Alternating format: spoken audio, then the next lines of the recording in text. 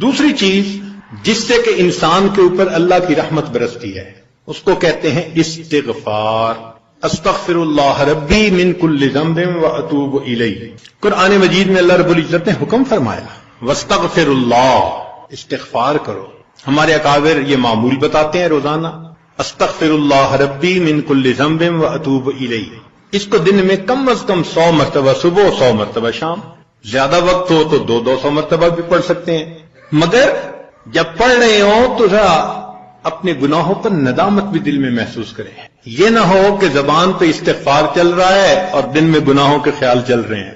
رابعہ بصریہ رحمۃ اللہ علیہ فرماتی تھی استغفارنا یحتاج الی استغفار، کہ ہم ایسا استغفار کرتے ہیں کہ اس کے اوپر ہمیں استغفار کرنے کی ضرورت ہے. سبح برکف توبہ برلب دل پر از لطف گناہ.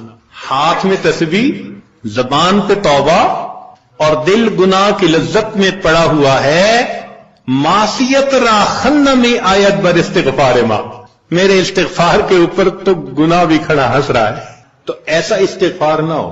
صحیح ندامت کے ساتھ ہم استغفار پڑھیں تو اللہ تعالیٰ کی رحمت برسے گی. دلیل قرآن عظیم الشان، بات پکی. اللہ رب العزت شاہ فرماتے ہیں لولا تستغفرون اللہ لعلکم ترحمون. قرآن کی آیت. اگر یہ استغفار کرتے تو کیا ہوتا؟ اللہ تعالیٰ رحمت برساتے. تو اس کا مطلب ہے یہ گارنٹیڈ بات ہے کہ استغفار کرنے سے اللہ تعالیٰ کی رحمت برستی ہے، انسان کے روح کو غذا ملتی ہے. پھر تیسری چیز جس سے کہ اللہ تعالیٰ کی طرف سے رحمت اترتی ہے، درود شریف کا پڑھنا. حدیث مبارکہ میں آتا ہے جو شخص ایک دفعہ درود شریف پڑھتا ہے اللہ تعالیٰ 10 رحمتیں اتارتے ہیں. تو 10 رحمتوں کا اترنا اس بات کی دلیل کہ روح کو غذا ملتی ہے، نور اترتا ہے انسان کے اوپر. ہمارے مشائخ نے فرمایا کہ 100 مرتبہ صبح اور 100 مرتبہ شام، کم از کم اتنا تو درود شریف ضروری پڑھ لیں. ایک صحابی رضی اللہ عنہ پوچھتے ہیں اللہ کے نبی صلی اللہ علیہ وسلم میں کتنا درود شریف پڑھوں؟ فرمایا زیادہ پڑھ، چوتھائی حصہ. زیادہ پڑھو گے تو فائدہ زیادہ. اللہ کے نبی صلی اللہ علیہ وسلم آدھا حصہ. بھائی زیادہ پڑھو گے تو زیادہ فائدہ. 3 حصے. فرمایا اور زیادہ تو 4 حصے. جب انہوں نے کہا کہ میں پورا وقت درود شریف پڑھنے میں لگا دوں گا، نبی اسلام نے فرمایا اذن یغفر لک ذنبک، تیرے گناہوں کو بخش دیا جائے گا اور تیرے غموں کو تیرے سر سے اتار دیا جائے گا. تو درود شریف کے پڑھنے سے اللہ تعالیٰ گناہوں کو معاف کرتے ہیں اور دھو دیتے ہیں. صدیق اکبر رضی اللہ عنہ فرمایا کرتے تھے کہ ٹھنڈا پانی آگ کو اتنا جلدی نہیں بجھاتا جتنا جلدی درود شریف کا پڑھنا انسان کے دلوں کی ظلمت کو مٹا دیتا ہے. سیدنا علی رضی اللہ عنہ فرمایا کرتے تھے کہ اگر اللہ تعالیٰ اور اس کے رسول صلی اللہ علیہ وسلم نے تسبیح، تکبیر، تحمید، تہلیل ان کے فضائل نہ بتائے ہوتے تو میں اپنا پورا وقت درود شریف کے پڑھنے میں گزار دیتا. تو ہم بھی درود شریف پڑھیں کم از کم 100 مرتبہ صبح اور 1 مرتبہ شام. اس سے کیا ہوگا کہ دل کو غذا پہنچ جائے گی. چوتھی چیز اللہ کا ذکر کرنا، ذکر لسانی یا ذکر قلبی جیسا بھی معمول ہو. ذکر کے کرنے سے اللہ تعالیٰ کی رحمت اترتی ہے. اور حدیث پاک سے دلیل نزلت علیہم السکینہ، ان کو رحمت ڈھانپ لیتی ہے.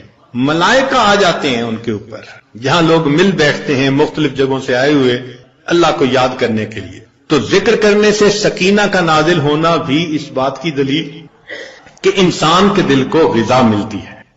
ذکر سے ذات کی محبت بھی پیدا ہوتی ہے. جتنا جس چیز کا تذکرہ زیادہ کریں اتنا اس سے محبت ہوتی ہے.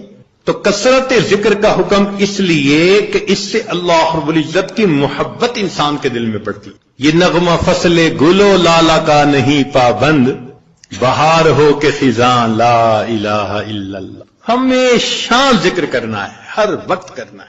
موسموں کے بدلنے کا اس پہ اثر نہیں ہوتا.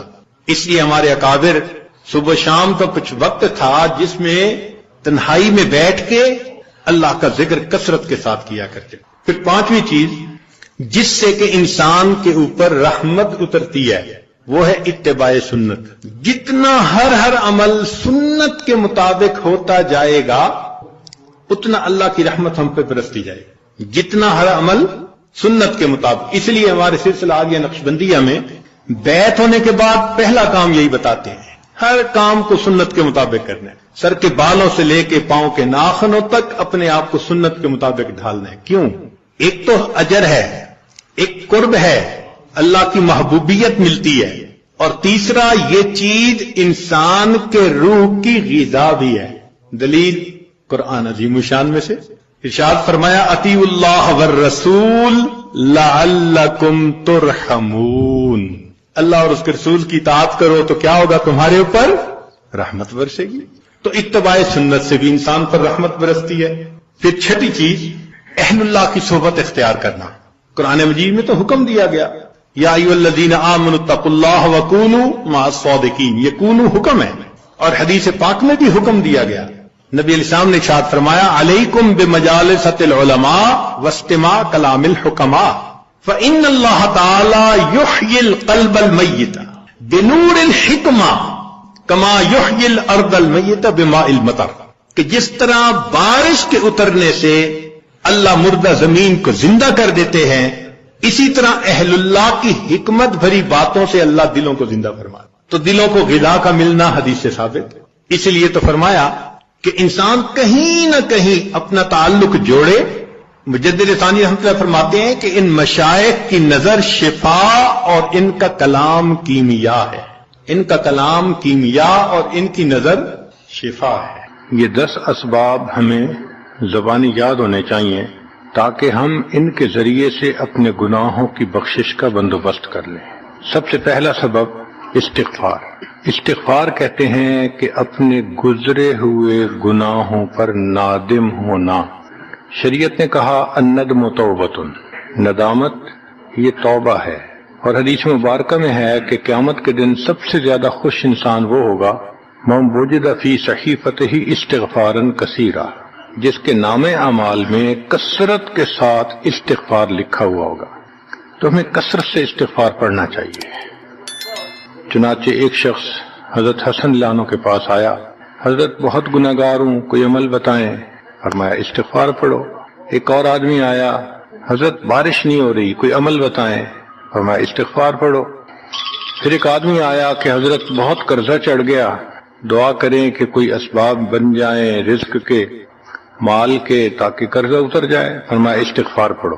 پھر ایک شخص آیا کہ حضرت دعا کریں اللہ مجھے بیٹا دے دے۔ فرمایا استغفار کرو۔ ایک آدمی آیا میرا باغ ہے، دعا کریں کہ میرا پھل زیادہ لگے۔ فرمایا استغفار کرو۔ ایک آدمی آیا میری کھیتی باڑی کی زمین ہے، دعا کریں پانی اندر سے نکل آئے۔ فرمایا استغفار کرو۔ اب سننے والا حیران کہ مختلف لوگ مختلف ضروریات آ کر بیان کرتے رہے، سب کے لیے ایک ہی جواب۔ تو اس نے پوچھا کہ حضرت کیا مسئلہ؟ تو فرمایا کہ دیکھو یہ جواب میں نے اپنی طرف سے نہیں دیا، قرآن مجید سے دیا ہے۔ اللہ تعالیٰ ارشاد فرماتے ہیں قرآن مجید میں فَقُلْتُ اسْتَغْفِرُوا رَبَّكُمْ إِنَّهُ كَانَ غَفَّارًا۔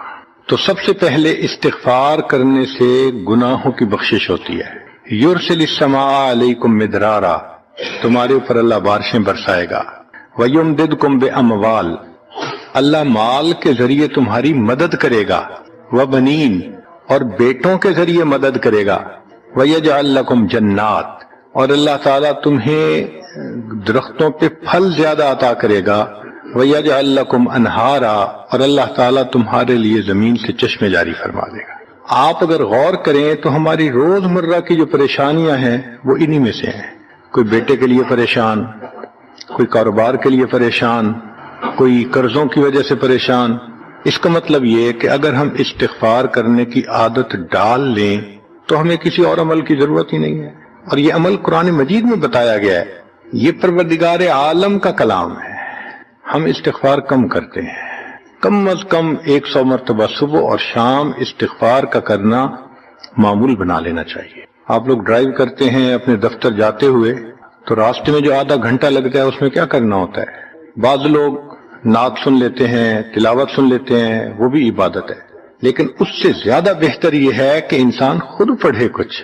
تو اگر اس دوران آپ استغفر اللہ ہی پڑھتے رہیں تو سینکڑوں دفعہ استغفار نامہ اعمال میں لکھا جائے گا، اور اگر پورا پڑھ لیں استغفر اللہ ربی من کل ذنب واتوب الیہ تو یہ سونے پہ سہاگے والی بات ہے۔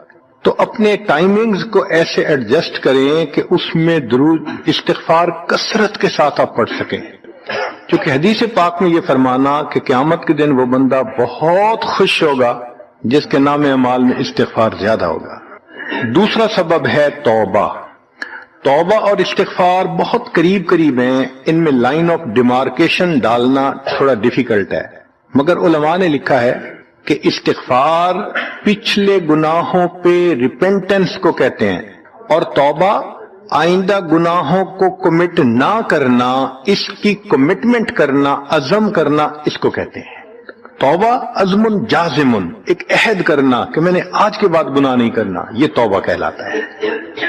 تو گویا توبہ کا تعلق آئندہ گناہ نہ کرنا، استغفار کا تعلق پاسٹ کے ساتھ ہے کہ میں نے جو کیا برا کیا، اللہ بس میری غلطی کو پلیز معاف کر دیں، اس کو استغفار کہتے ہیں۔ اور یہ استغفار کا حکم اللہ رب العزت نے اپنے حبیب صلی اللہ علیہ وسلم کو دیا، فسبح بحمد ربک واستغفرہ، حکم ہے، صیغہ ہے امر کا۔ اللہ کے محبوب صلی اللہ علیہ وسلم کو اگر یہ حکم ہے تو سوچئے پھر ہمیں استغفار کرنے کی کتنی ضرورت ہے۔ توبہ ہر بندے پہ کرنی ضروری، چنانچہ کافر ہے تو وہ کفر سے توبہ کر کے مسلمان بن جائے، مومن ہے گناہوں سے توبہ کر کے نیک بن جائے۔ جو نیک ہے وہ جو اپنے اعمال کے اندر غفلت ہوتی ہے، نماز کی غفلت، ذکر میں غفلت، تلاوت میں غفلت، اس غفلت سے توبہ کرے، اور جو کہے کہ جی میں تو اس سے بھی توبہ کرتا ہوں، تو بھئی ہم جو اعمال کرتے ہیں یہ اس کوالٹی کے تو نہیں کہ اللہ تعالیٰ کے ہاں قبولیت پا سکیں۔ اب پھر استغفار کرنا کہ اللہ اس کو قبول کر لیجئے، کیونکہ اللہ کے محبوب صلی اللہ علیہ وسلم نے فرمایا ما عبدنا کا حق کا عبادتک، اے اللہ ہم نے عبادت نہیں کی جیسے عبادت کرنے کا حق تھا۔ اگر سید الاولین والآخرین صلی اللہ علیہ وسلم یہ فرماتے ہیں، ہم کس کھیت کی گاجر مولی ہیں، ہماری عبادتیں کیا عبادتیں ہیں؟ تو استغفار کرنا، توبہ کرنا ہم میں سے ہر بندے پر لازم ہے۔ تیسری چیز جس سے کہ گناہ معاف ہوتے ہیں، الحسنات الماحیہ، نیکیاں۔ جو انسان نیک اعمال کرتا ہے تو گناہ دھل جاتے ہیں۔ نیک اعمال کی مثال صابن کی ہے، گناہوں کی مثال میل کی سی ہے۔ صابن جتنا زیادہ لگتا ہے اتنا میل دھل جاتی ہے۔ ان الحسنات یذہبن السیئات، یہاں شیطان دھوکہ دیتا ہے۔ مثلا اگر کوئی بچہ تعلیم پا رہا ہے مگر کوئی گناہ بھی کرتا ہے، تیرے علم کا کیا فائدہ، گناہ تو چھوڑتا نہیں۔ بھائی اگر گناہ کرتے ہیں تو علم تو الٹا ان گناہوں کو دھوئے گا، وہ علم ہی چھڑوا دیتا ہے تاکہ دھونے کا مسئلہ ہی نہ رہے۔ اب عورت سوچے گی میں پردہ تو کرتی نہیں، نمازوں کا کیا فائدہ؟ یہ دھوکہ ہے شیطان کا۔ بھئی آپ نمازیں پڑھتی رہو، اس نمازوں کی برکت سے اللہ پھر پردے کی بھی توفیق دے دیں گے۔ تو نیکی نہیں چھوڑنی چاہیے کبھی بھی، یہ سوچ کے جی میں اچھا تو ہوں نہیں، کیا فائدہ؟ فائدہ ہے۔ جب اللہ فرما رہے ہیں کہ نیکیاں گناہوں کو دھو دیتی ہیں، بھئی گناہ تو ہم چھوڑتے نہیں اور نیکی آرام سے چھوڑ دیتے ہیں، یہ کہاں کی لاجک ہے؟ تو اس لیے نیکی بھاگ بھاگ کے کرنی چاہیے۔ اگر گناہ ہیں تو نیکی اور زیادہ کریں تاکہ نیکی کی برکت سے گناہوں کی ظلمت ختم ہو جائے اور دھل جائے۔ حدیث پاک میں ہے بندہ گناہ کرتا ہے لکھ دیا جاتا ہے، دوسرا گناہ، تیسرا، 5 گناہ کرتا ہے، پھر اس کے بعد وہ ایک نیکی کرتا ہے تو نیکی والا فرشتہ کہتا ہے کہ دیکھو اللہ کے ہاں دستور ہے من جاء بالحسنۃ فلہ عشر امثالھا، اس کو 10 نیکیاں ملنی تھیں، تم نے 5 گناہ لکھے ہیں نا، اچھا تم 5 گناہ مٹا دو، میں نامہ اعمال میں 10 نیکیوں کی بجائے صرف 5 نیکیاں بیلنس وہ ڈال دیتا ہوں۔ چنانچہ 5 گناہ مٹا دیے جاتے ہیں، 5 نیکیاں نامہ اعمال میں لکھ دی جاتی ہے۔ اس لیے خوب نیکی کرنی چاہیے تاکہ اللہ تعالیٰ گناہوں کی ظلمت سے ہمیں محفوظ فرما دے۔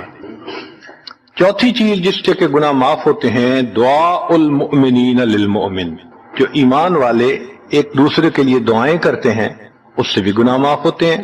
چنانچہ عمر لانو جا رہے تھے عمرے کے لیے، نبی علیہ السلام نے فرمایا اے بھائی ہمیں اپنی دعاؤں میں نہ بھولنا، تو نبی علیہ السلام نے امت کو تعلیم دی کہ ایک دوسرے کو دعاؤں کے لیے کہنا چاہیے۔ یہ بہت اچھی عادت ہے کہ جب کسی سے ملیں جی ہمیں اپنی دعاؤں میں یاد رکھیں، والدین کو کہنا، بڑوں کو کہنا، دوستوں کو کہنا، کیا معلوم کس کی مانگی ہوئی دعا کام آ جائے۔ اس دعا کا فائدہ ہوتا ہے نا، تبھی تو قرآن مجید میں دعا سکھائی گئی، ربنا اغفر لنا ولاخواننا الذین سبقونا بالایمان، اے اللہ جو ہم سے پہلے ایمان والے چلے گئے ان کی بھی مغفرت فرما دے۔ تو فائدہ ہوتا ہے تو قرآن نے دعا سکھائی ہے نا، تو ایمان والوں کی دعاؤں سے دوسرے ایمان والوں کو فائدہ ہوتا ہے۔ حدیث پاک میں ہے دوست کی دعا دوست کے پیٹھ پیچھے رد نہیں کی جاتی، کیوں؟ اس میں خلوص ہوتا ہے۔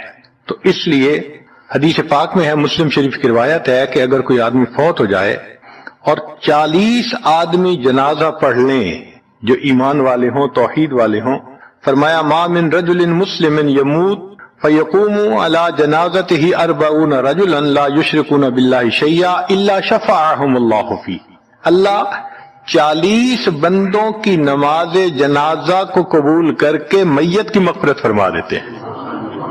پانچواں عمل ما یعمل للمیت من اعمال البر، ہم اپنے فوت شدہ لوگوں کے لیے جو نفل کے کوئی نیک کام کرتے ہیں اس سے بھی ان کے گناہ معاف ہوتے ہیں۔ مثلا صدقہ کر دیا، قرآن پاک پڑھا، ان کو بخش دیا، ان کی طرف سے عمرہ کیا، حج کیا، ان نفلی اعمال کا ثواب ان کو ملتا ہے، اس کی وجہ سے ان کے گناہوں کو معاف کر دیا جاتا ہے۔ چنانچہ حضرت شیخ الحدیث رحمۃ اللہ علیہ نے فضائل ذکر میں یا کسی اور کتاب میں واقعہ لکھا ہے کہ ایک اللہ والے تھے، قبرستان کے قریب سے جاتے ہوئے انہوں نے کچھ پڑھ کے قبرستان والوں کو بخش دیا۔ رات خواب دیکھا کہ وہی قبرستان والے ہیں اور ایک آدمی آتا ہے جیسے کوئی ڈاک تقسیم کرنے والا ڈاکیا ہوتا ہے، اور سب اس کی طرف بھاگ پڑتے ہیں جیسے ڈاک لینے کے لیے ہو۔ ایک بندہ پیچھے آرام سے بیٹھا ہوتا ہے، وہ پوچھتا ہے کیا معاملہ؟ وہ کہتے ہیں کہ یہ فرشتہ آیا ہے، روزانہ کی جو ڈاک آئی ہے نا نیکیوں کی، جو اولاد نے، رشتہ داروں نے، دوستوں نے کیے، لہذا وہ اعمال نیکیاں ملتی ہیں تو یہ سب لوگ جاتے ہیں کہ نیکیاں ملیں گی، ہمارا درجہ بڑھے گا۔ اس نے کہا کہ آپ کو ضرورت نہیں ہے؟ کہنے لگا ہاں میں لے لوں گا، مگر میرا ایک بیٹا ہے جسے میں نے قرآن پاک کا حافظ بنایا، اس کی دکان ہے، وہ سارا دن دکان پہ بیٹھا رہتا ہے اور ساتھ ساتھ قرآن پڑھتا رہتا ہے، تو مجھے اتنی نیکیاں مل جاتی ہیں کہ میں بعد میں لے لوں گا۔ اس نے کہا بیٹا کہاں؟ اس نے کہا فلاں جگہ دکان ہے۔ وہ اللہ والے جب وہاں گئے اگلے دن تو دیکھا کہ ایک نوجوان ہے اور وہ بیٹھا ہوا ہے، گاہک آتا ہے تو اس کو سودا بیچ دیتا ہے، جب گاہک کوئی نہیں ہوتا تو وہ قرآن پڑھنا شروع کر دیتا ہے۔ تو وہ سمجھ گیا کہ میرا خواب سچا تھا، اس بچے کے قرآن پڑھنے سے اس کے والد کو خوب بینیفٹ مل رہا ہے۔ کچھ عرصے کے بعد دوبارہ پھر اسی قبرستان کے قریب سے گزرے، پھر انہوں نے کچھ پڑھ کے بخش دیا۔ رات خواب میں دیکھا کہ اب جب تقسیم ہوا تو سب بھاگے تو وہ بندہ بھی بھاگا۔ انہوں نے کہا آپ بھی بھاگ رہے ہو؟ کہنے لگا ہاں میں اس لیے بھاگ رہا ہوں کہ میرا وہ بیٹا فوت ہو گیا، اب مجھے قرآن پڑھ کے بخشنے والا کوئی ایسا ہے نہیں، تو جو عام ایمان والوں کا ثواب آتا ہے میں بھی اسی میں سے اپنا حصہ لینے کے لیے جا رہا ہوں۔ تو ایمان والوں کے ان اعمال کا ثواب بھی ملتا ہے، اور اصل میں یہ اسی بندے کا اپنا عمل ہوتا ہے۔ یہ ذہن میں رکھنا کہ جو ایمان والے پڑھ کے بخشتے ہیں نا، اس کا ثواب کیوں ملتا ہے؟ اس کا اپنا عمل۔ دیکھو اس نے نیکوں سے تعلق جوڑا، وہ بھی تو ہوتے ہیں جن کے مرنے کے بعد پیچھے ریچھ کتے کی لڑائی کرواتے ہیں، میلے لگواتے ہیں، موسیقی کی محفلیں ہوتی ہیں، وہ بھی تو ہوتے ہیں نا، تو ان کو کچھ نہیں ملتا۔ اس بندے نے نیکوں سے محبت کی، یہ اس کا اپنا عمل ہے، اس کی محبت کی وجہ سے اب یہ لوگ اس کو پڑھتے ہیں، اللہ اس کو ثواب پہنچا دیتے ہیں، اس کے اپنا عمل ہے اصل میں۔ پھر چھٹی چیز جس کی وجہ سے گناہ معاف ہوتے ہیں، المصائب التی یکفر اللہ بها الخطایا فی الدنیا، دنیا میں انسان کو جو مشکلات، تکلیفیں، مصیبتیں پہنچتی ہیں ان کی وجہ سے گناہ معاف کر دیے جاتے ہیں۔ کوئی مصیبت دنیا میں پہنچتی ہے گناہ معاف ہوتے ہیں۔ چنانچہ نبی علیہ السلام تشریف فرما تھے، چراغ بجھ گیا، نبی علیہ السلام نے فرمایا انا للہ و انا الیہ راجعون۔ ام المومنین عائشہ صدیقہ عنہا نے پوچھا اے اللہ کے حبیب صلی اللہ علیہ وسلم یہ تو پڑھتے ہیں جب کوئی آدمی فوت ہو جاتا ہے۔ فرمایا عائشہ مومن کو جو بھی دنیا میں تکلیف غم پہنچتا ہے اگر وہ اس کے اوپر انا للہ پڑھ لے اس کو ثواب ملتا ہے۔ تو سوچنے کی بات ہے، چراغ کے بجھنے پر اگر ثواب ملتا ہے تو کسی عزیز کی زندگی کا چراغ بجھ گیا اس پر کتنا ثواب ملے گا۔ اس لیے تکلیف آئے تو پریشان ہونے کی بات نہیں ہوتی، صبر کرنے کی بات ہوتی ہے۔ انسان بے صبری کے ذریعے خواہ اس تکلیف پر ملنے والے ثواب سے اپنے آپ کو محروم کر دیتا ہے۔ بے صبری سے تکلیف ختم نہیں ہوتی، ثواب ملنا بند ہو جاتا ہے، تو بے صبری کا کیا فائدہ؟ اور ہو سکتا ہے کہ یہ مصیبت جو آئی یہ بندے نے خود مانگی ہو. یہ بھی عجیب بات ہے. آپ کہیں گے جی کوئی بندہ مصیبت تو نہیں مانگتا. ہاں ہو سکتا ہے مانگی ہو. کیسے کہ دعا مانگی اللہ مجھے قیامت کے دن میرے محبوب صلی اللہ علیہ وسلم کے ہاتھوں حوض کوثر کا جام عطا کر دینا. اللہ نے دعا قبول کر لی. عمل تو ہے نہیں کہ یہ نعمت نصیب ہو. تو اب کیسے ملے گا؟ اللہ تعالی بیماری، مصیبت، پریشانی کچھ اس کے اوپر بھیج دیتے ہیں. اگر یہ بندہ اس پر صبر کر لیتا ہے اس کو بہانہ بنا کر اللہ اس کو وہ نعمت عطا فرما دیتے ہیں. چنانچہ ایک بزرگ تھے 70s میں تھے، بیوی بھی اسی طرح بہت نیک تھی. بیوی نے کہا کہ میرا بڑا دل چاہتا ہے کہ نبی علیہ الصلوۃ والسلام کا دیدار نصیب ہو. میں بڑا درود شریف پڑھتی ہوں، نفل پڑھتی ہوں، مگر مجھے واضح زیارت نہیں ہوئی. آپ کو کوئی عمل آتا ہو تو بتا دیں. انہوں نے کہا عمل آتا ہے، کرو گی؟ کہا بالکل کروں گی. کہنے لگے اچھا جمعہ کا دن آ رہا ہے، خوب نہا دھو کے وہ جو دلہن والے کپڑے تھے نا تمہارے کناری والے گوٹے وہ پہننا اور میک اپ کرنا، خوشبو لگانا، اور میں بس جمعہ پڑھ کے آؤں گا تو پھر ٹھیک ہے. اس نے کہا بہت اچھا. وہ اللہ کی بندی نہائی دھوئی دلہن کی طرح خوب تیار ہوئی، کپڑے دلہن والے پہنے. ان بزرگوں نے جمعہ کی نماز پڑھی تو ساتھ بھائی کا گھر تھا اس کی، یعنی ان کی بیوی کا. تو بیوی کے بھائی کے گھر چلے گئے. اس کو جا کے کہا میری عمر دیکھو اور آ کے اپنی بیوی بہن کی حالت دیکھو. اس نے کہا کیا مسئلہ؟ وہ ساتھ آ گیا. اور جب گھر آ کے اس نے دیکھا تو بیوی تو دلہن بنی بیٹھی ہے. بھائی کو غصہ آیا، تمہیں اپنی یہ تمہاری عمر اور یہ تمہارے لچھن. اس نے تو ڈانٹا اور وہ بیچاری روئی، اس کا دل ٹوٹا، رو رو کے حال برا، سو گئی. اللہ کی شان کہ اس نیند میں اس کو نبی علیہ السلام کی زیارت نصیب ہو گئی. اب وہ اٹھی تو وہ خوش بھی ہے اور پریشان بھی ہے.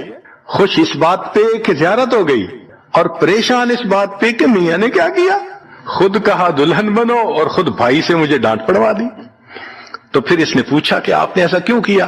انہوں نے کہا دیکھو میں تمہاری زندگی کو قریب سے جانتا ہوں، میں نے تمہیں اتنا پیار محبت سے رکھا ہے کہ تمہیں زندگی کے کوئی تکلیف نہیں پہنچنے دی. میں نے تم نے عبادت کی انتہا کی ہے، مگر کچھ نعمتیں ہوتی ہیں جو دل ٹوٹنے پہ ملتی ہیں. تو تمہارا تو کبھی دل ٹوٹا نہیں، تو میں نے ایک بہانہ بنایا کہ تمہیں کہا دلہن بنو، بھائی کو شکایت لگا دی، اس نے ڈانٹ پلا دی، تمہارا دل ٹوٹا، اللہ کو رحم آ گیا. اللہ تعالیٰ ٹوٹے دلوں پر رحم فرما دیتے ہیں. تو ممکن ہے کہ یہ مصیبت، یہ پریشانی اللہ کی طرف سے ہمارے لیے انعام کا سبب بن کے آئی ہو. اس لیے ہمارے بزرگوں نے کہا سکھ دکھاں تو دیواں وار، کہ میں سکھوں کو دکھوں پہ قربان کر دوں. سکھ دکھاں تو دیواں وار، دکھاں آن ملائم یار، کہ دکھوں نے مجھے میرے یار سے ملا دیا. اللہ کو بڑا ترس آتا ہے اس بندے پر جس پر کوئی مصیبت آتی ہے، پریشانی آتی ہے. پھر ساتویں چیز جس سے کہ گناہ معاف ہوتے ہیں، ما يحصل فی القبر من الفتنة والزغطة والروع. قبر کے اندر انسان جب جائے گا تو اس کو وہاں پر ضغط قبر پیش آئے گا. قبر دباتی ہے، اس قبر کے دبانے سے بھی گناہ معاف ہوتے ہیں، اور یہ ضغط قبر ہر کسی کو پیش آئے گا. سعد لانو ایک صحابی ہیں، نبی علیہ السلام نے ان کا جنازہ پڑھایا اور اللہ کے محبوب صلی اللہ علیہ وسلم پنجوں کے بل چلنے لگے. تو صحابی نے پوچھا اے اللہ کے حبیب صلی اللہ علیہ وسلم آپ ایسے چل رہے ہیں؟ فرمایا سعد کی نماز جنازہ میں شرکت کے لیے اتنے فرشتے آسمان سے اتر آئے، مجھے پاؤں رکھنے کی جگہ نہیں مل رہی. پھر حدیث پاک میں آتا ہے کہ نبی علیہ السلام نے فرمایا سعد کی وفات پر اللہ کا عرش بھی 3 دن تک روتا رہا. جن کی وفات پہ اللہ کا عرش روئے، اللہ کے فرشتے جنازے میں اتریں، کیسے اللہ کے مقبول بندے ہوں گے. پھر نبی علیہ السلام نے فرمایا سعد کو بھی ضغط قبر پیش آیا. تو اس کا مطلب یہ کہ یہ ضغط قبر تو پیش آنا ہی ہے، ہر کسی کو آنا ہے، کوئی بھی ہو. اب یہ عجیب سی بات ہے، مگر اس کو سمجھیں کہ کیوں پیش آنا ہے. آپ اگر کسی ریسٹورنٹ پہ جائیں اور جا کے سویٹ ڈش کھائیں یا کباب کھائیں تو بل پے کرنا پڑتا ہے نا. گروسری سٹور سے جا کے کوئی چیز لائیں بل پے کرنا پڑتا ہے نا، ہر چیز کا بل ہوتا ہے نا. اس دنیا میں انسان جو مزے لیتا ہے بھلے جائز صحیح ان کی بھی ایک کاسٹ ہے اور وہ اسے پے کرنی پڑے گی، اور وہ کاسٹ ضغطۂ قبر سے پے ہوگی۔ اس لیے جس کی زندگی غربت میں گزری ہوگی اس کا ضغطۂ قبر بہت کم ہوگا، اور جس نے عیش آرام مزے سہولت انجوائے کیا کاسٹ تو دینی پڑے گی نا، تو ضغطۂ قبر تو پیش آنا ہے۔ ہمارے والد صاحب بچپن میں دیکھتا تھا میں کہ بہت اچھا سالن بنا ہوتا تھا نا، تو اکثر وہ گلاس پانی کا اٹھاتے تھے اور ایک گھونٹ پانی ڈال دیتے تھے۔ مجھے سمجھ نہیں آتی تھی یہ کیا کرتے ہیں، میں اکثر ان سے پوچھتا تھا ابو آپ ایسے کیوں کرتے ہیں، نہیں بتاتے تھے۔ جب ان کی وفات ہوئی تو بعد میں والدہ صاحبہ نے کہا کہ اصل میں وہ یہ کہا کرتے تھے کہ نفس میرا دشمن ہے، میں اس نفس کو لذتیں کیوں دوں۔ وہ لذیذ کھانے کے اوپر بھی ایک گھونٹ پانی ڈال کے اس کو کم مزے والا بنا لیا کرتے تھے، جائز لذتوں کو بھی کم کر لیتے تھے۔ ہمارا کیا حال ہوگا جو ناجائز لذتوں کے پیچھے بھاگتے پھرتے ہیں۔ تو یہ ضغطۂ قبر مومن کو بھی پیش آتا ہے اور کافر کو بھی، مگر فرق ہے، کافر کو پیش آئے گا کہ حدیث پاک میں آتا ہے دائیں طرف کی پسلیاں بائیں طرف اور بائیں کی پسلیاں دائیں طرف، یوں پسلیاں توڑ کے رکھ دیں گے۔ اور مومن کو بھی ضغطۂ قبر پیش آئے گا، مگر مومن کو ضغطۂ قبر تکلیف نہیں دے گا اتنی اگر نیک ہوا۔ کیوں؟ اچھا آپ بتائیں سر میں درد ہو تو آپ کہتے ہیں نا ذرا سر دبا دو، تو تکلیف ہوتی ہے یا راحت ملتی ہے؟ سر دبانے سے راحت ملتی ہے۔ جس طرح سر درد میں کوئی دبائے سر کو راحت ملتی ہے، ایسے ہی مومن کو ضغطۂ قبر تو پیش آئے گا مگر مومن کے لیے راحت کا سبب ہوگا۔ آٹھویں چیز جس سے کہ گناہ معاف ہوں گے، احوال یوم القیامت وکربھا وشدائدھا، قیامت کے دن جو انسان کو ایک وحشت کی کیفیت ہوگی، ہول کی کیفیت ہوگی، خوف ڈر کی کیفیت ہوگی۔ اللہ اکبر۔ امام غزالی رحمت اللہ علیہ نے تفصیل لکھی ہے کہ سارے لوگ کھڑے ہوں گے اور سورج بہت قریب ہوگا، پسینے میں شرابور ہوں گے۔ اللہ اکبر۔ اس وقت جہنم کے اندر ابال آئے گا اور جہنم کے اندر سے انگارے اٹھ کر اوپر جائیں گے اور واپس گریں گے۔ فرماتے ہیں اس وقت انبیاء میں سے کوئی نبی بھی ایسا نہیں ہوگا جس کو یہ ڈر نہ ہو کہ کہیں انگارے میرے اوپر نہ آ جائیں۔ اگر انبیاء بھی تھرا رہے ہوں گے ہمارا اس دن کیا حال ہوگا۔ تو قیامت کے دن کی دہشت اور وحشت کوئی چھوٹی چیز نہیں ہے، مگر اس سے بھی اللہ تعالیٰ ایمان والوں کے گناہوں کو معاف فرما دیں گے۔ پھر نویں چیز جس سے کہ گناہ معاف ہوں گے، شفاعت النبی صلی اللہ علیہ وسلم فی اہل الذنوب یوم القیامہ، قیامت کے دن اللہ کے پیارے حبیب صلی اللہ علیہ وسلم جو اپنی امت کے لیے شفاعت فرمائیں گے، اللہ اس پر بھی امتیوں کے گناہوں کو معاف فرما دیں گے۔ نبی اسلام نے ارشاد فرمایا کہ اللہ رب العزت نے ہر نبی علیہ السلام کو ایک ایسی دعا مانگنے کا اختیار دیا کہ جیسی دعا مانگی جائے گی منوان قبول ہو جائے گی۔ تو انبیاء نے دعائیں مانگی، تو صحابی نے پوچھا اے اللہ کے حبیب صلی اللہ علیہ وسلم آپ کو بھی اختیار دیا گیا؟ فرمایا مجھے بھی اختیار دیا گیا۔ اے اللہ کے حبیب صلی اللہ علیہ وسلم آپ نے کیا دعا مانگی؟ فرمایا میں نے کوئی دعا نہیں مانگی، میں نے اس کو ذخیرہ رکھ لیا، قیامت کے دن جب میری گنہگار امت کا حساب ہوگا اس وقت میں وہ دعا مانگوں گا، امت کو لے کے جنت میں جاؤں گا۔ اللہ کے محبوب صلی اللہ علیہ وسلم کو امت سے کتنا پیار تھا۔ کوئی ماں اولاد کے لیے 23 سال نہیں روتی، جوان بیٹا فوت ہو 2-4 مہینے رو کے پھر نارمل لائف ہو جاتی ہے۔ کوئی باپ اولاد کے لیے 23 سال نہیں روتا۔ اللہ کے پیارے حبیب صلی اللہ علیہ وسلم امت کے لیے 23 سال آنسو بہاتے، رب امتی رب امتی رب امتی دعا مانگتے تھے، لمبے سجدے۔ ام المومنین عائشہ صدیقہ عنہا فرماتی ہیں کہ محبوب صلی اللہ علیہ وسلم کے آنسو جو مصلی پہ گرتے تھے مجھے لگتا تھا کہ بارش کے قطرے زمین کے اوپر گر رہے ہیں، ایسے آواز محسوس ہوتی تھی، اور اتنا لمبا سجدہ ہوتا تھا کہ کبھی کبھی میں اٹھ کے محبوب صلی اللہ علیہ وسلم کے پاؤں کے انگوٹھے کو ٹچ کرتی تھی کہ ابھی جان تو سلامت ہے نا، تب مجھے احساس ہوتا تھا نہیں ابھی تک زندہ ہے، سجدہ لمبا ہو گیا۔ اتنا لمبا سجدہ کس کے لیے؟ اللہ امت کو گناہوں کو معاف فرما دے، امت کے گناہوں کو معاف۔ چنانچہ جب نبی علیہ الصلوۃ والسلام پر آخری یعنی مرض آئی، بیماری کی کیفیت آئی، تو اللہ کے حبیب صلی اللہ علیہ وسلم کو بخار بہت تیز ہو گیا تھا، اور جو مسجد میں آخری مرتبہ لائے تھے تو 2 آدمی تھے، ایک ادھر تھا ایک ادھر تھا، اور اللہ کے حبیب صلی اللہ علیہ وسلم نے ان کا سہارا لیا تھا اور بہت مشکل سے چل کے تشریف لائے تھے. یہ آخری نماز تھی. پھر واپس تشریف لے گئے، بخار اور تیز ہو گیا. سیدہ صدیقہ عنہا فرماتی ہیں کہ میں نے اوپر کپڑا سا ڈال دیا، کپڑے کے اوپر سے مجھے گرمی محسوس ہو رہی تھی. میں نے پانی کا ایک پیالہ پیش کیا، اللہ کے حبیب صلی اللہ علیہ وسلم پانی کے پیالے میں ہاتھ مبارک ڈالتے تھے اور اپنے چہرے پہ لے رہے تھے، اور جسم تھا کہ جیسے کوئی گرم چیز میں سے گرمی نکل رہی ہوتی ہے، اس طرح وہ بخار سے دہک رہا تھا. فرماتی ہیں کہ مجھے محسوس ہوا کہ یہ تو بہت تیز بخار ہے، کبھی ایسا نہیں دیکھا. تو میں نے پوچھا اے اللہ کے حبیب صلی اللہ علیہ وسلم، بخار ایسا تو کبھی نہیں دیکھا، اتنا زیادہ تیز، اتنا زیادہ تیز. نبی علیہ السلام نے فرمایا عائشہ، مومن کو سکرات موت کے وقت جو تکلیف ہوتی ہے اس پر بھی اس کے گناہ معاف ہوتے ہیں. میں نے اللہ سے یہ دعا مانگی تھی، اللہ جب میری سکرات کا وقت آئے تو مجھے تکلیف زیادہ دے دینا، اور اس کے بدلے اللہ میری امت کے گناہوں کو معاف فرما دینا. عائشہ، یہ وہ سکرات ہے جس کی وجہ سے مجھے تکلیف بہت ہے. اللہ کے محبوب صلی اللہ علیہ وسلم کو اتنی تکلیف ہو رہی تھی. اتنے میں اطلاع ملی، دروازہ کھٹکھٹایا گیا، پوچھا کون؟ جواب ملا جبریل علیہ السلام اور اسرائیل علیہ السلام اجازت مانگتے ہیں آنے کی. نبی علیہ السلام نے فرمایا جبریل اندر آ جائیں. تو جبریل آئے. اے اللہ کے حبیب صلی اللہ علیہ وسلم، اللہ نے آپ کو یاد فرمایا ہے. نبی علیہ السلام نے فرمایا جبریل اللہ تعالیٰ سے پوچھ کے یہ پہلے بتاؤ میرے بعد میری امت کا کیا حال ہوگا، پہلے پوچھ کے بتاؤ.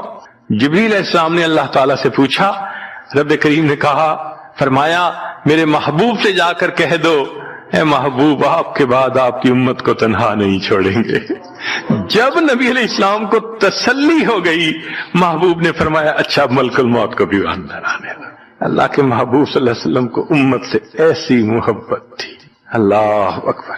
چنانچہ حدیث پاک میں ہے کہ نبی علیہ السلام نے فرمایا خیرت بین ان یدخل نصف امتی الجنہ و بین شفاعہ. اللہ رب العزت نے مجھے چوائس دیا، اختیار دیا کہ اے میرے حبیب صلی اللہ علیہ وسلم آپ چاہیں تو آپ کی آدھی امت کو بلا حساب جنت بھیج دیں گے، اور آپ چاہیں تو جن کی آپ شفاعت کریں ان کو بھیجیں گے. نبی علیہ السلام فرماتے ہیں فاخترت الشفاعہ، میں نے شفاعت کو چن لیا، لأنہا اعم و اکثر، اس لیے کہ میری شفاعت پر آدھی سے زیادہ امت کے لوگ جنت میں چلے جائیں گے. اللہ اکبر. پوچھنے والے نے پوچھا اے اللہ کے حبیب صلی اللہ علیہ وسلم اترونہا للمتقین، کیا آپ کی شفاعت نیکوں کے لیے ہوگی؟ فرمایا لا ولکنہا للمذنبین الخطائین المتلوثین، نہیں میری شفاعت میرے امت کے گناہ گاروں کے لیے ہوگی. اللہ کے حبیب صلی اللہ علیہ وسلم کی شفاعت کا نصیب ہو جانا یہ بھی گناہوں کی بخشش کا سبب ہے. مگر شفاعت کس کو نصیب ہوگی اس کی بھی تفصیل سن لیجئے. کچھ لوگ ہوتے ہیں سنت کو دیکھتے ہیں ان کا دل خوش ہو جاتا ہے، وہ سنت رکھنے والے کو انکریج کرتے ہیں، اس کو مورل سپورٹ دیتے ہیں، نہیں تم نے اچھا کیا. اور کچھ وہ ہوتے ہیں کہ جو دیکھتے ہیں چہرے پہ سنت سجی، کیا ملا بن گئے، کیا تم نے چہرے پہ کر لیا. علماء نے لکھا جس نے سنت کو دیکھ کر ناگواری کا اظہار کیا اس نے اپنے آپ کو شفاعت سے محروم کر لیا. یہ نہیں ہے کہ ہم سنت کا مذاق بناتے پھریں اور ہمیں شفاعت نصیب ہوگی، نہیں، احترام ہو دل میں سنت کا. نبی علیہ السلام کی ایک ایک سنت پہ قربان ہو انسان. جب یوں محبت ہوگی تو پھر نبی علیہ السلام کی شفاعت بھی ان کے لیے ہوگی.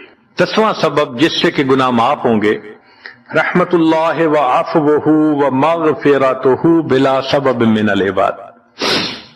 قیامت کے دن انبیاء کرام شفاعت کریں گے، بخشش ہوگی، پھر علماء کریں گے، شہداء کریں گے، پھر سب جنتی شفاعت کریں گے، حتیٰ کہ کوئی ایسا نہیں رہے گا کہ جو کسی اور کی شفاعت کرے.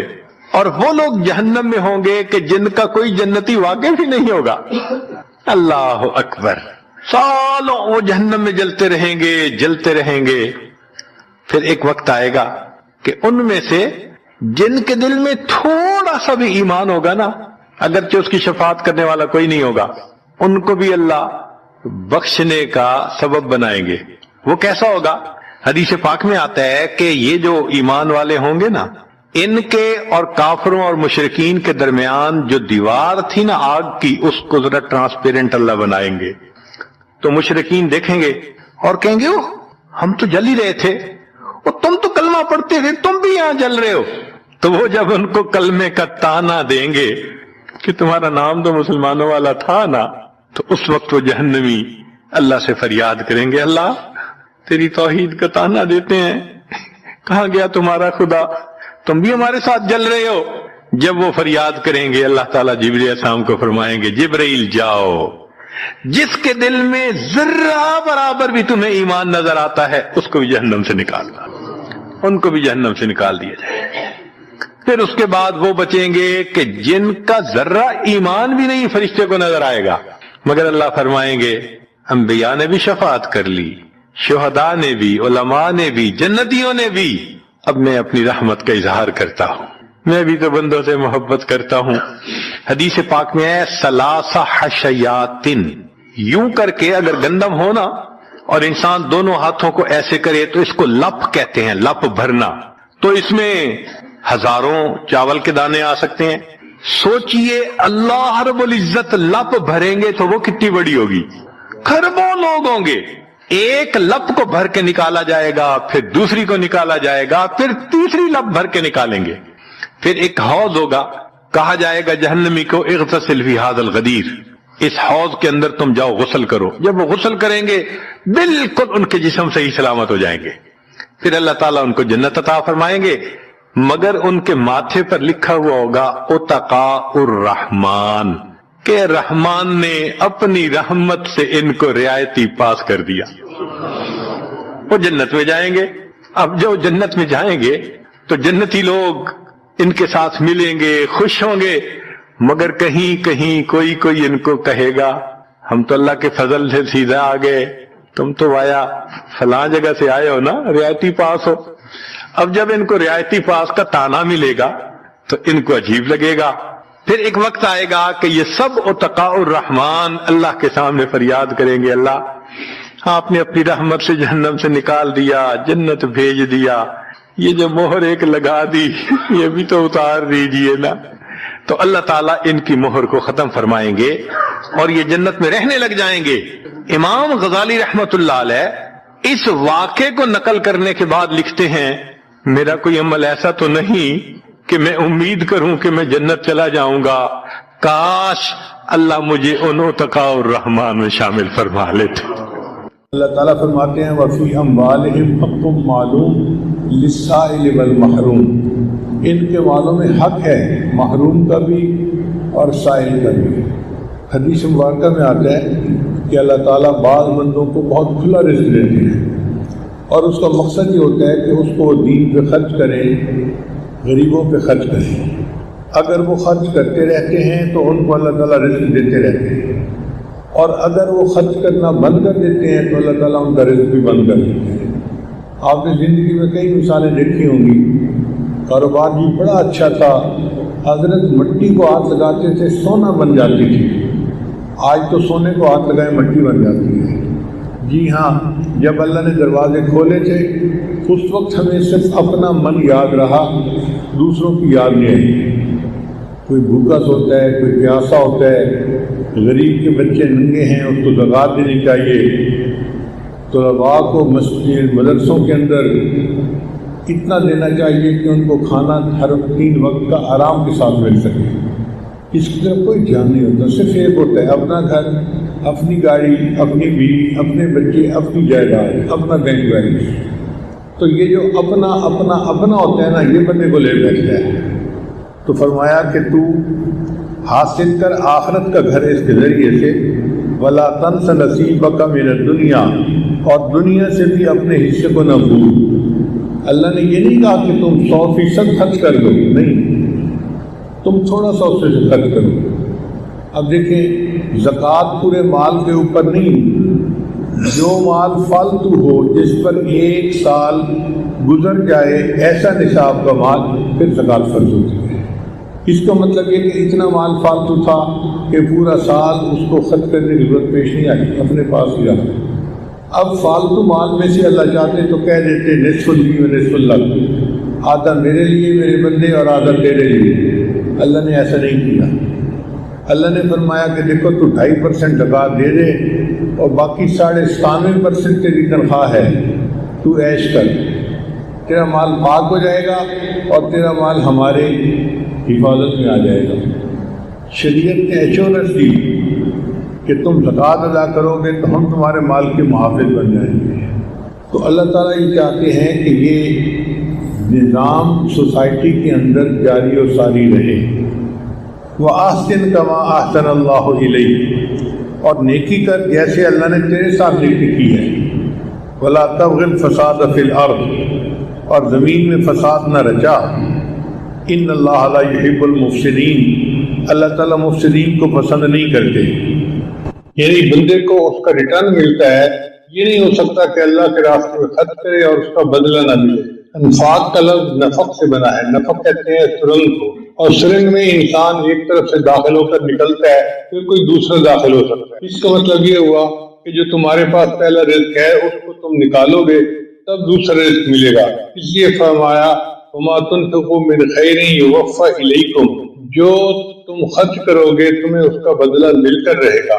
پھر یہ بھی فرمایا انفق ينفق علیک، تم خرچ کرو تمہارے اوپر خرچ کیا جائے گا۔ اللہ عبداللہ بن مسعود فرمایا کرتے تھے کہ اللہ تعالیٰ اپنے بعض بندوں کو ڈاکیا بنا دے، دوسرے بندوں کا رزق اس کو دے دے۔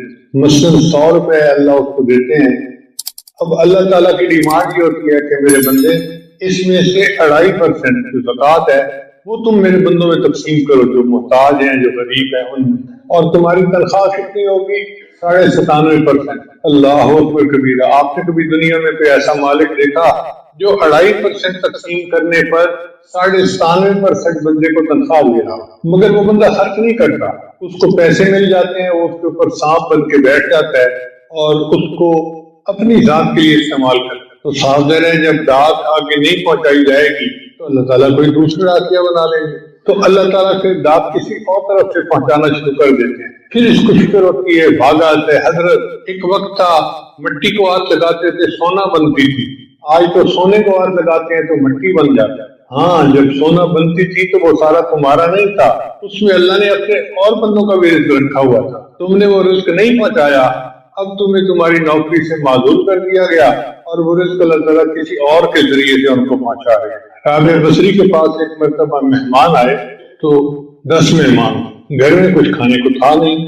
تھوڑی دیر بعد دروازہ کھٹکھٹایا گیا، پوچھے وہ خادمہ نے جا کے پوچھا کہ جی کوئی روٹیاں لے کے آیا ہے، اور پوچھے بلو کتنی روٹیاں ہیں؟ جی 9 روٹیاں۔ کہنے لگے یہ میرا نہیں ہے حصہ، اس کو وہ چلا جائے۔ چلا گیا۔ اب کھانے کا وقت ہو چکا تھا، مہمان بھی انتظار میں تھے۔ کافی دیر کے بعد پھر دروازہ کھٹکا، پھر پتہ کروایا ابھی کون ہے پوچھو۔ اس نے کہا جی روٹی لینے آیا ہے۔ کتنی روٹی ہیں؟ جی 9 روٹیاں۔ تو جی میری نہیں ہے، یہ کسی اور کی ہیں، لے جاؤ۔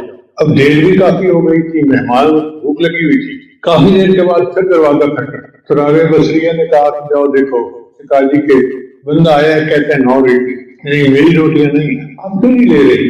انہوں نے کہا اس لیے کہ صبح میرے پاس ایک روٹی تھی، سائل آیا تھا اور میں نے وہ روٹی اس کو دے دی تھی۔ میرے اللہ کا وعدہ ہے من جاء بالحسنۃ فلہ عشر امثالھا، جو ایک روٹی لائے جو ایک عمل لائے گا 10 کا بدلہ دے، تو مجھے 10 روٹیاں ملنی ہیں، 9 نہیں مل سکتی۔ اس نے کہا جی مجھے معاف کر دیں، مجھے بھوک لگی ہوئی تھی، ایک میں نے اپنے لیے رکھ کے آپ کو 9 بتائی تھی، 10 ہی روٹیاں۔ یعنی اتنا یقین تھا کہ ہم نے 1 پیسہ دیا ہے تو ہمیں 10 واپس ملیں گے۔ اللہ تعالیٰ ایسا یقین کامل ہمیں بھی عطا۔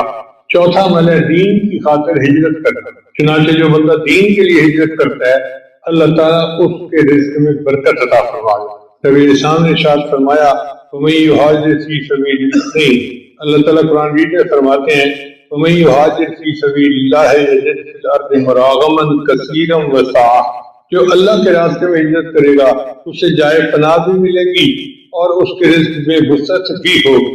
5ویں کنجی ہے تقوی اختیار کرنا۔ اللہ تعالیٰ قرآن میں فرماتے ہیں وَلَوْ أَنَّ أَهْلَ الْقُرَىٰ آمَنُوا وَاتَّقَوْا، اگر بستی دیسوں والے ایمان لاتے اور تقوی کو اختیار کرتے لفتحنا علیہم برکات من السماء، ہم ان پر آسمان سے برکتوں کے دروازے کھول دیں۔ تو تقوی ہے جس کی وجہ سے ہمیشہ برکتیں نازل ہوتی۔ ایک جگہ اللہ تعالیٰ ارشاد فرماتے ہیں وَمَن يَتَّقِ اللَّهَ يَجْعَل لَّهُ مَخْرَجًا وَيَرْزُقْهُ مِنْ حَيْثُ لَا يَحْتَسِبُ، جو تقوی اختیار کرتے ہیں اللہ تعالیٰ اس کے لیے ایک مخرج بنا دیتے ہیں اور اس کو ایسی طرف سے رزق دیتے ہیں جس کا اس کو وہم و گمان ہی نہیں ہوتا۔